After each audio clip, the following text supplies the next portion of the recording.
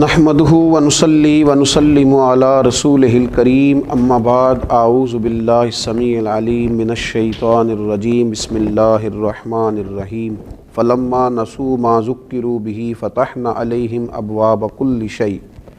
حتی اذا فرحوا بما اوتوا اخذناہم بغتۃ فاذا ھم مبلسون۔ صدق اللہ العظیم۔ اللہم صلی علی سیدنا و مولانا محمد معدن الجود والکرم وآلہ وصحبہ وبارک وسلم۔ حمد و صلاۃ کے بعد دنیا میں بہت سارے لوگ ایسے ہوتے ہیں جن کو اللہ تبارک و تعالیٰ کی طرف سے آزمائشیں اس لیے آتی ہیں تاکہ ان کے دل نرم ہو جائیں، اور جب ان کے دل نرم ہو جائیں پھر وہ اپنے رب کریم کی طرف مائل ہوں، پھر وہ اللہ تبارک و تعالیٰ کی بارگاہ کی طرف رجوع کریں، وہ استغفار کریں، اپنے رب کریم کو منائیں۔ لیکن بعض اوقات یہ بھی ہوتا ہے کہ جب اس طرح سے لوگوں کے دل نرم نہیں ہوتے تو پھر اللہ تعالیٰ ایک اور آزمائش میں اپنے بندوں کو بعض اوقات ڈالتا ہے، اور یہ بہت بڑا روحانی مرض ہوتا ہے۔ لوگ یہ سمجھ رہے ہوتے ہیں کہ شاید یہ تو بڑے انعام و اکرام کی بارشیں ہو رہی ہیں، لیکن یہ بھی اللہ کی طرف سے آزمائش ہوتی ہے۔ اللہ تعالیٰ پھر نعمتوں کا دروازہ کھول دیتا ہے، کشادگی کر دیتا ہے، وسعت کر دیتا ہے، اور وہ وسعت ان کے لیے آزمائش کا سبب ہوتی ہے۔ وہ وجہ یہ نہیں ہوتی کہ اللہ تعالیٰ ان سے راضی ہے تو اس لیے ان پر نعمتوں کو وسعت دی جا رہی ہے الا ماشاء اللہ، بلکہ اکثر اس طرح ہوتا ہے، اکثر لوگوں کے ساتھ اس طرح ہوتا ہے کہ یہ بطور آزمائش ان پر نعمتوں کی فراوانی ہو رہی ہوتی۔ ہم نے دیکھا ہے لوگ بڑے خوش ہوتے ہیں، وہ کہتے ہیں جناب بڑا فضل ہے اللہ کا، بڑا مال ہے، بڑی دولت ہے، بڑی شہرت ہے۔ ایک لمحے کے لیے رک کر سوچے، اگر تو نافرمان ہے، تیری عملی زندگی خطرناک ہے، تیرے روزمرہ کے معاملات درست نہیں ہیں، تیری تنہائی ناپاک ہے، تو جو خیر کے کام کرتا ہے اس میں تیری نیت اخلاص والی نہیں ہے، اور باوجود اس کے تیرے اوپر انعام کی بارش ہے، تو پھر یہ اللہ کی طرف سے بہت بڑی آزمائش ہے۔ پھر سوچنے کا مقام ہے کہ تو نافرمان ہے اور باوجود اس کے تیرے اوپر اس قدر وسعت کر دی گئی ہے۔ دیکھیے قرآن مجید سورہ انعام کے اندر اس انداز کو بیان کرتا ہے۔ اللہ کریم نے فرمایا فَلَمَّا نَسُوا مَا ذُكِّرُوا بِهِ فَتَحْنَا عَلَيْهِمْ أَبْوَابَ كُلِّ شَيْءٍ۔ جب وہ اس نصیحت کو بھول گئے جو ان پر کی گئی تھی تو پھر ہم نے ان پر ہر چیز کے دروازے کھول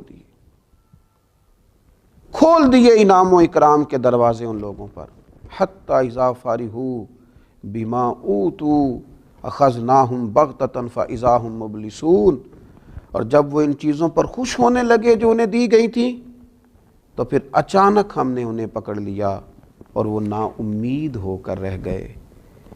یہ تو اللہ کی طرف سے آزمائش تھی کہ جب تم اسے بھول گئے تو پھر اس نے ہر چیز کا دروازہ تمہارے اوپر کھول دیا۔ تم نے اپنی اس روحانی مرض کو دیکھا ہی نہیں کہ تمہاری نافرمانیوں کے باوجود جب تم پر انعام و اکرام ہے، مال و دولت ہے، شہرت ہے، نام ہے، تو پھر تمہیں چاہیے تھا نا کہ تم اپنے رب کی بارگاہ میں کثرت استغفار کرتے۔ وہ ایک شاعر نے تڑپ کے کہا تھا، اس نے کہا تھا میری اجرت میری محنت سے زیادہ کیوں ہے، میرے محسن مجھے تیرے احسان سے ڈر لگتا ہے۔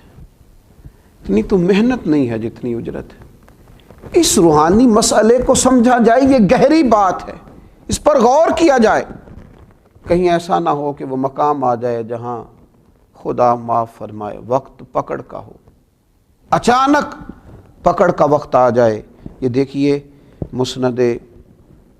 احمد میں حضرت عقبہ بن عامر رضی اللہ تعالیٰ عنہ کی روایت مروی ہے، فرماتے ہیں کہ نبی اکرم صلی اللہ تعالیٰ علیہ وسلم نے فرمایا جب تم یہ دیکھو کہ اللہ تعالیٰ بندوں کو ان کے گناہوں کے باوجود ان کے سوالوں کے مطابق عطا فرما رہا، جو وہ مانگتے ہیں انہیں ملتا جا رہا، اگرچہ وہ نافرمان ہیں، ان کی زندگی کی جو کتاب ہے وہ رب کریم کی فرما برداری سے پر نہیں ہے نافرمان، لیکن انہیں ملتا جا رہا ہے، ملتا جا رہا ہے، اور سوالوں کے مطابق ملتا جا رہا ہے، جو مانگتے ہیں دیا جا رہا ہے۔ تو حضور فرماتے ہیں یہ صرف اللہ تعالیٰ کی طرف سے ان کے لیے ڈھیل ہے، جس تو استدراج ہے، ڈھیل ہے ان کے لیے۔ پھر آپ نے اسی آیہ مقدسہ کو تلاوت فرمایا اور فرمایا یاد رکھو جب اللہ تعالیٰ نافرمانی کے باوجود کسی پر ہر چیز کے دروازے کھول دے تو کہیں ایسا نہ ہو پھر اس کی پکڑ بھی سخت آئے۔ اپنے معاملات کو ٹٹولیں، اپنی چیزوں پر غور کریں۔ دیکھیے انسان پر اصل انعام تو اللہ تعالیٰ کا یہ ہے کہ اسے سجدے کی توفیق ملے۔ اصل انعام تو یہ ہے کہ اس کے دل میں نفرت پیدا ہو جائے لقمہ حرام کے لیے۔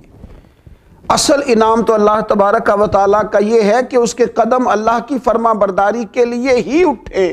نافرمانی کے لیے نہ اٹھے۔ اصل تو انعام رب کریم کا بندے پر یہ ہے کہ انسان کی زبان سچ بولے، اس کی آنکھیں شرم و حیا والی ہوں، اسے روحانی مرض سے شفا تو اس طرح میسر آئے گی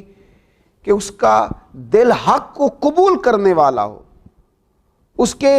ذہن اور دماغ پر کسی قسم کے کسی تکبر عجب کا پردہ نہ پڑا ہوا ہو۔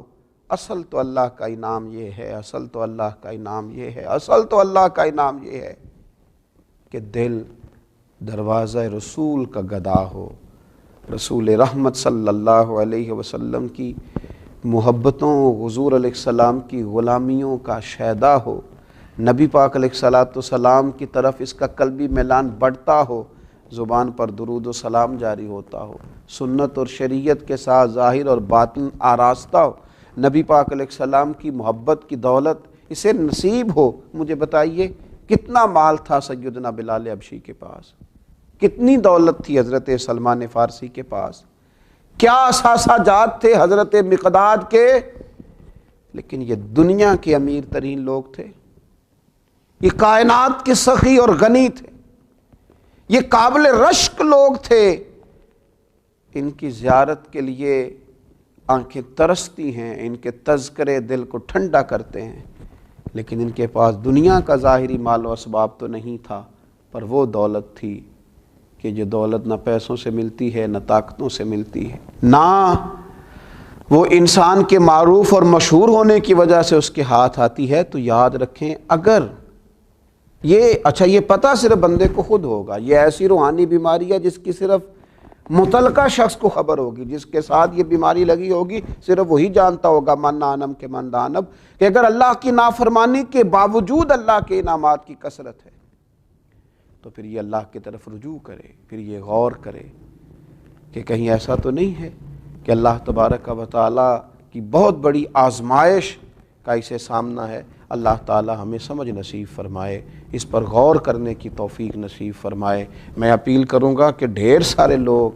اس عاجز کی اس بات پر ضرور توجہ کریں۔ اللہ